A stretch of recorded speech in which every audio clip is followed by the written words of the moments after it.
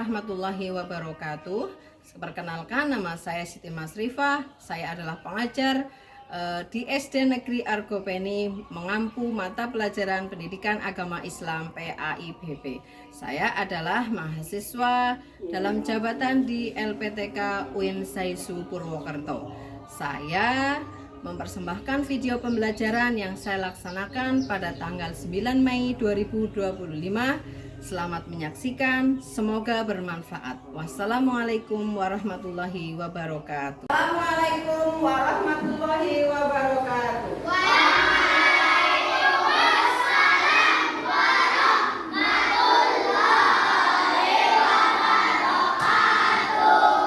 Apa kabar hari ini? Baik. Sudah siap belajar? Sudah. Materi apa ya hari ini kalau teman-teman? Pendidikan agama Islam. Pendidikan agama Islam. Seperti biasa, sebelum kita memulai pembelajaran, kita berdoa terlebih dahulu. Nanti setelah berdoa,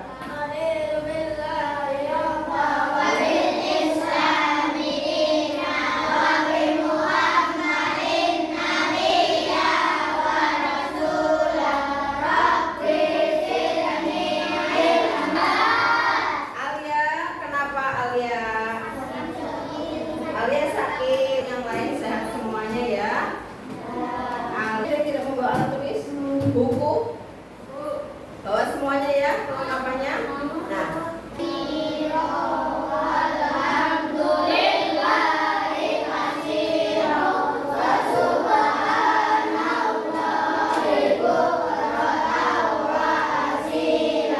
sebelum Bu Guru lanjutkan materi hari ini, kemarin kita sudah belajar apa ya? Kemarin kita sudah belajar apa? Kemarin kita sudah belajar apa? Itu hari ini, kemarin, sebelumnya. Iya, tentang sholat duha, sholat Jumat, dan sholat tahajud. Apakah dari kalian sudah melaksanakannya? Sudah sholat? Kalau hari ini belum, berarti bisa dilaksanakan nanti atau besok, sesegera mungkin. Kenapa? Selain sholat tahajud mendatangkan ketenangan, juga bisa mendatangkan keberkahan. Mulai pembelajaran hari ini. Hari ini bab berapa? 10 tentang kisah Nabi Muhammad membangun. Ya, pinter. Ya, ini gambar masjid. Masjid yang mana ini? Yang identik dengan kubah hijaunya. Nabawi, pinter, Faik. Masjid Nabawi. Membangun kota Madinah, ya. Tentunya Nabi Muhammad itu hijrah dulu ke Madinah. Ya, hijrah artinya apa hijrah? Pindah atau perjalanan menuju kota lain, ya, berhijrah, berpindah, melakukan perjalanan. Kemudian Nabi Muhammad SAW hijrah dari Mekah ke Madinah untuk menyelamatkan umat Islam. Kenapa harus diselamatkan umat Islam? Kenapa Lutfi? Ya, Mekah itu mereka hidup dalam tekanan, kekerasan, secara finansial, secara dari segi pangan juga nih. Nah, kemudian ketika Allah memerintahkan Nabi berhijrah, untuk pertama kali siapa yang menemani? Sahabat siapa? Berhijrah secara sembunyi-sembunyi, Gam. Duduknya Gam. Abu Bakar As-Siddiq. Nabi itu dijaga ketat oleh para pemuda Quraisy. Kemudian siapa yang menggantikan tidur Nabi di rumah? Sahabat siapa? Sahabat Ali bin Abi Thalib menggantikan posisi si Nabi atau Rasulullah SAW tidur berselimut. Kemudian Nabi Muhammad keluar dari rumah tanpa sepengetahuan pemuda kafir Quraisy. Berjalanlah menuju Madinah melalui jalan yang tidak biasa dilewati orang. Kemudian ada satu sahabat yang menjadi petunjuk jalannya. Mulai terkejar oleh pemuda kafir Quraisy, kemudian bersembunyi di gua Sur bersama Abu Bakar dan satu sahabatnya. Dilindungi oleh siapa ya? Laba-laba, sarang laba-laba. Jadi ketika orang lain melihat, nggak mungkin gua ini ada orangnya. Kalau dimasuki seseorang, pasti sarang laba-labanya rusak. Padahal sarang laba-laba itu membuat sarangnya ketika Nabi dan para sahabatnya masuk ke dalam gua. Jadi laba-laba itu sebagai penyelamat Nabi dan para pengikutnya yang akan berhijrah. Perjalanan Nabi itu dilakukan pada malam hari karena siang harinya terlalu terik. Tidak ada bekal yang mencukupi karena semua makanan sudah diambil oleh kaum kafir Quraisy. Jadi perjalanannya benar-benar perjalanan yang penuh dengan tantangan di kota Kuba. Masjid yang pertama dibangun oleh Rasulullah adalah Masjid Kuba, di mana masjid itu digunakan sebagai tempat istirahat 100 orang laki-laki atau bukan? Nah, 100 orang laki-laki ini melaksanakan sholat Jumat di tengah padang pasir. Ya, itu perjuangan Nabi, tantangan Nabi dalam mensyiarkan agama Islam. Jadi perjuanganmu belum seberapa semangat, sholat 5 waktunya, ngajinya. Lihat orang membangun sebuah rumah, apakah cukup dengan 1 orang? Apakah cukup dengan 3 orang? Nah, apalagi kalau masang atap ya. Jadi di sini kenapa Nabi pertama kali membangun masjid? Alasannya untuk mempersaudarakan umat, gotong royong, bertoleransi. Karena bangunan yang dibangun oleh banyak orang. Nah, persaudaraan umat Islam itu layaknya sebuah bangunan yang saling menguatkan. Kalau hanya tiangnya 1 atau 2, apakah bisa berdiri bangunannya? Tidak. Harus sesuai dengan porsinya. Ada atapnya, ada yang saling menguatkan supaya bangunan itu bisa berdiri dengan kokoh. Itu diibaratkan persaudaraan sesama muslim.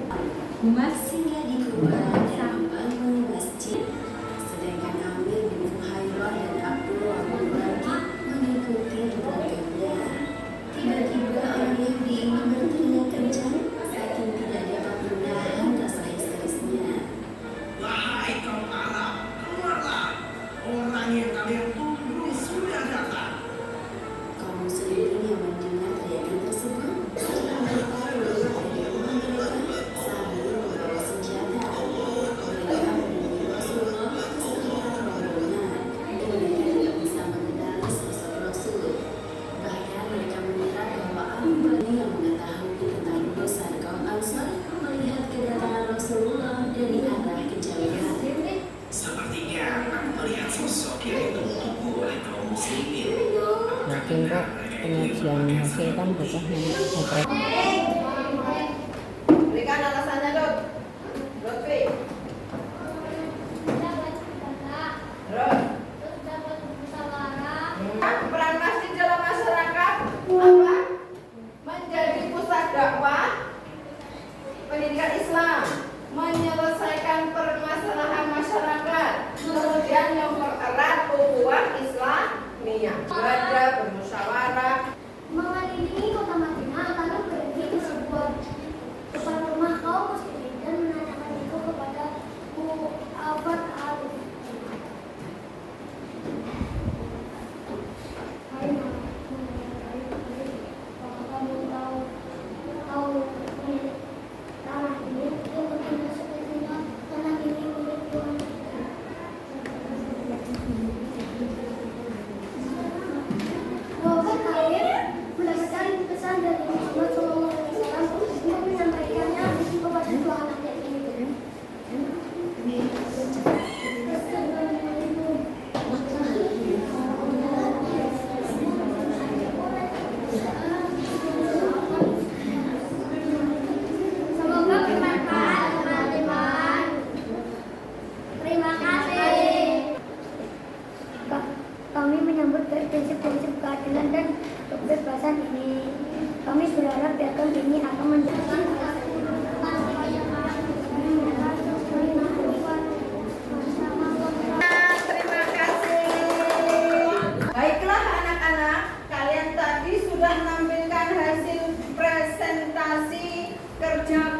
kelompoknya dari kelompok 1 sampai kelompok 6. Kerjasama di antara kelompok 1 sampai kelompok 6 ini sudah sangat bagus sekali. Jawabannya betul tadi ya? Ya, sekarang kelompok 2 perwakilannya siapa? Ya, Agam. Nah, sudah.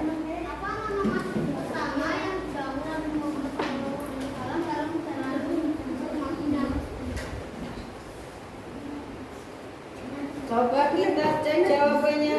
Sudah pegang lagi, Kang? Betul. Sekarang perwakilan kelompok 3. Mana kelompok 3? Oke. Ya, Lutfi. Wih, anak Palestin. Di mana letak masjid? Mana? Dipegang dulu. Benar. Betul. Siapa yang membangun Masjid Nabawi? Coba dipelajari lagi yang paling tepat jawabannya. Yang paling tepat tangan kanan, Pak San. Sudah yakin? Sudah yakin jawabannya? Sudah yakin? Let's go, guys. Itu dulu. Yes, salah. Masjid Nabawi selain sebagai tempat ibadah, dipahami pertanyaannya? Yang mana? Dipegang.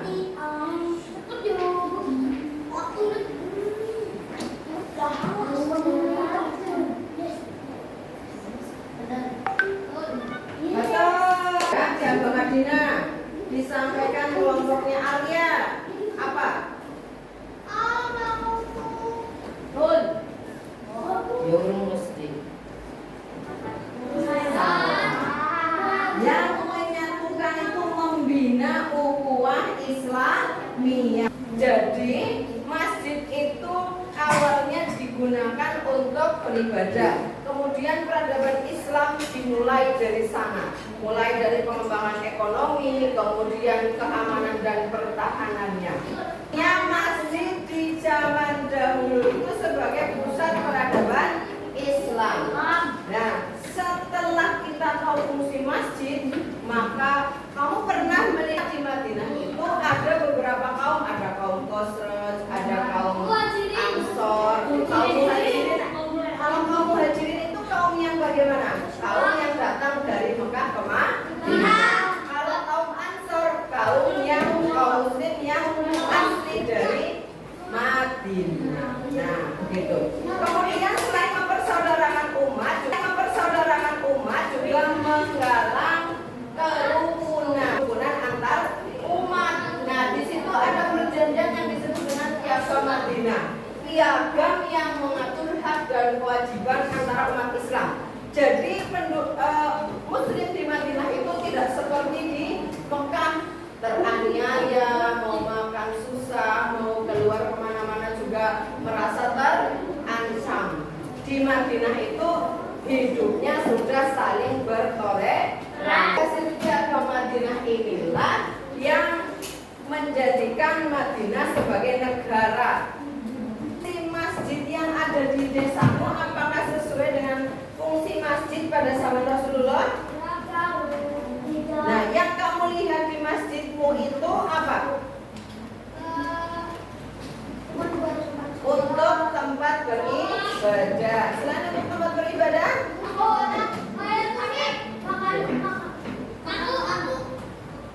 coba agam untuk bermusyawarah.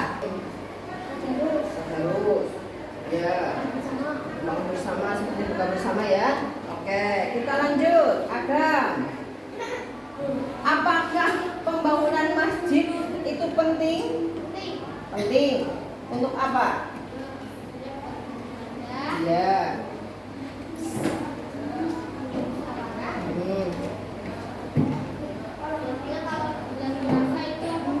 Untuk tarawih.